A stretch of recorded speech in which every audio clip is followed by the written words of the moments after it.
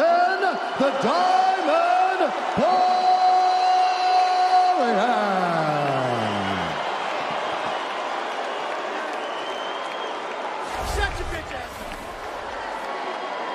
I am here with the winner, Dustin Poirier. Dustin, first of all, congratulations on a very impressive victory.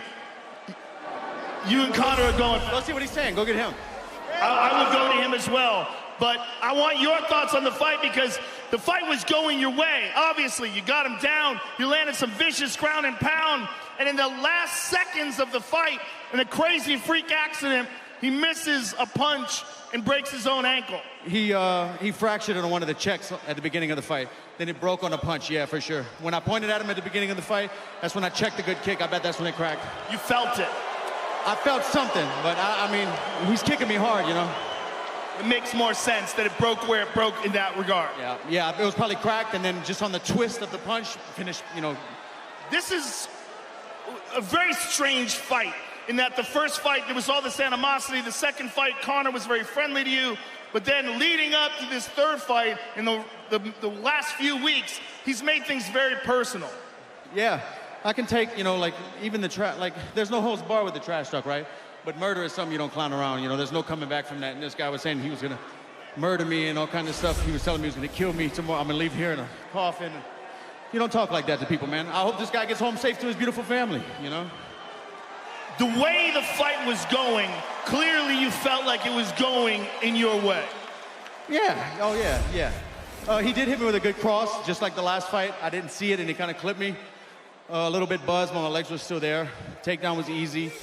He was putting his fingers in my glove and pulling me down to throw the up kicks. I was trying to let Herb know that. This guy's a dirtbag, man. The ground and pound was very effective. And everybody booing, you can kiss my whole asshole. Dustin, is this in any way anticlimactic for you, or are you happy about this victory?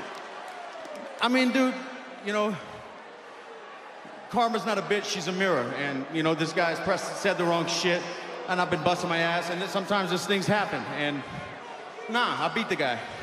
Well, you're a good man. Congratulations, sir. Enjoy your victory. Everybody, go to thegoodfightgroup.com. We're raising money, me, Justin Wren, Manny Pacquiao. We're raising money to build housing in Uganda for the Pygmy people. And also, there's a very special young man battling cancer from Louisiana in the audience named Peyton Murphy.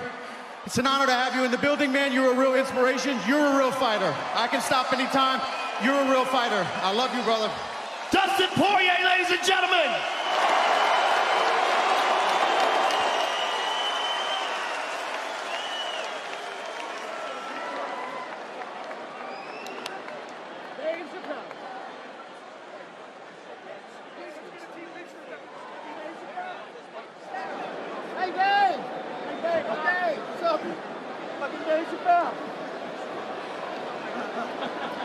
Joe is efforting an interview with Conor McGregor and is moving in now, I believe. He's trying to get close enough to talk to him. The fight obviously stopped in a horrible way. Give us your thoughts on how it was going. I was boxing the bleeding head off him, kicking the bleeding leg off him. Usual side dive to close the distance. This is not over. If we had to take this outside with him, it's all outside. We don't give a bollocks. He said that he believes that one of the kicks that he checked is what broke your leg. There was no check. There was not one of them I checked. Your wife is in me DMs, hey baby, hit me back up, I'll chat to you later on. We'll be at the after party, the Win nightclub, baby. You looking bitch, you little hoe. Fuck him. Conor, you missed with a punch and stepped back. Tell us what you felt, tell us what you thought was going on. Just the thing had separated and my bleeding landed on the wonky leg like Anderson Silva that time. Something similar to that. It's a fucking mad out business. Fuck's sake. Listen, it was a wild fight for as long as it lasted. I'm sure you'll be back, and I'm sure you're going to want Dustin again, and I'm sure he'll oblige you. Yeah. The frustration boiling over for Conor McGregor. That post-fight interview brought to you by EA Sports UFC 4. Shape your legend in EA Sports UFC 4. Get up to 50% off for a limited time on Xbox One and PS4. You hear how real it is, right? The emotion. Dustin was trying to go at him over there, and then Conor was yelling at him. These guys don't like each other, man, and I can't imagine a world in where we don't see these two locked in the octagon. It is crazy, right? We thought that tonight would bring finality. us nothing if not closure, and even though Dustin feels pretty convicted in the 2 straight wins, a lot of the MMA masses aren't going to feel closure on this trilogy, but Poirier moves into sole possession for most knockouts in UFC lightweight history, passing Edson Barboza and Melvin Guillard. Reaction to everything you just saw. Obrigado, Charles. Qual que é a tua reação a tudo que aconteceu hoje à noite? A gente fica triste, né? A gente nunca quer ver um cara perder dessa forma, né? Mas faz parte. Parabéns ao Dustin. We get sad. We don't never want to see a guy lose like that, but it happens. So congratulations to Dustin. Had this gone into a second round, what do you think would have happened? E se continuasse isso pro segundo round, o que você acha que poderia ter acontecido? Isso é MMA, né? É tudo imprevisível. A gente não sabe o que vai acontecer. This is MMA. It's unpredictable. We never know what's going to happen. In terms of the winner of this fight, it is Dustin Poirier. He has that #1 ranking. Do you think that this performance now makes him next in line for this thing right here, that UFC lightweight world title?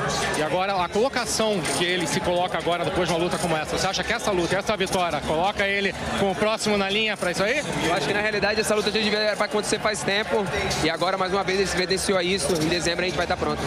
Actually, it's a fight that I thought that it was going to happen. It had to happen for a long time, and if it happens, I'm ready to go. So tell me what that matchup looks like then, Charles. E agora, o que você... Can you repeat that? I couldn't hear you.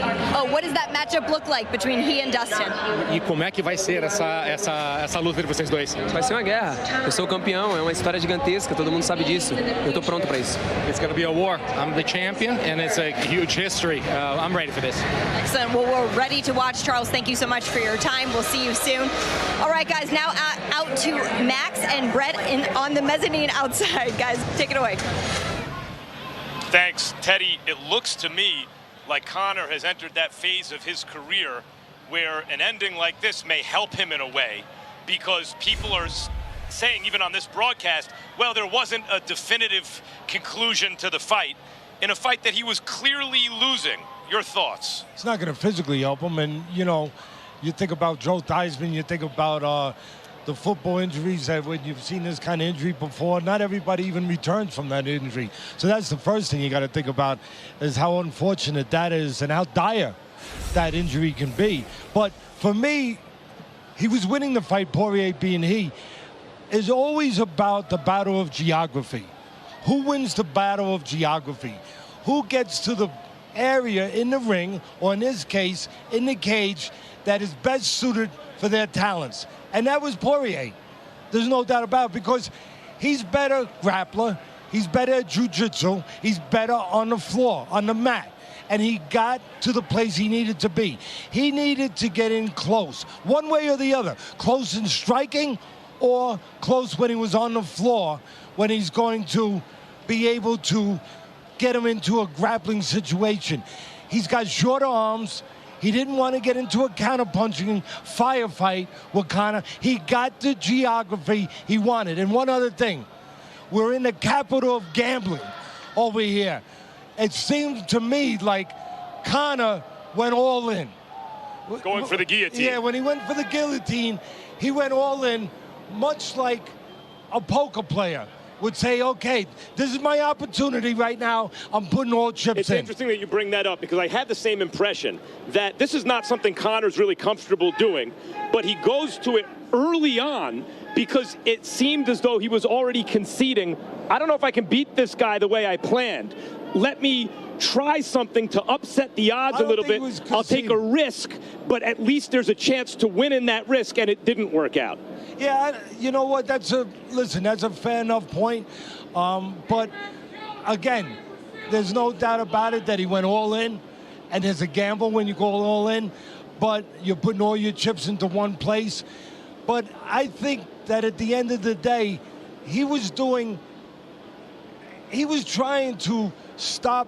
Poirier had gotten close into striking distance, his geography, his striking distance with his shorter arms. And he was...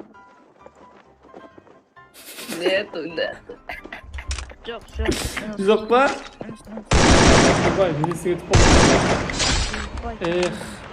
Өкінішті так, бізде қалған келеді, мына қыз келеді. Кел бері. Қалқам. Чё там? Так.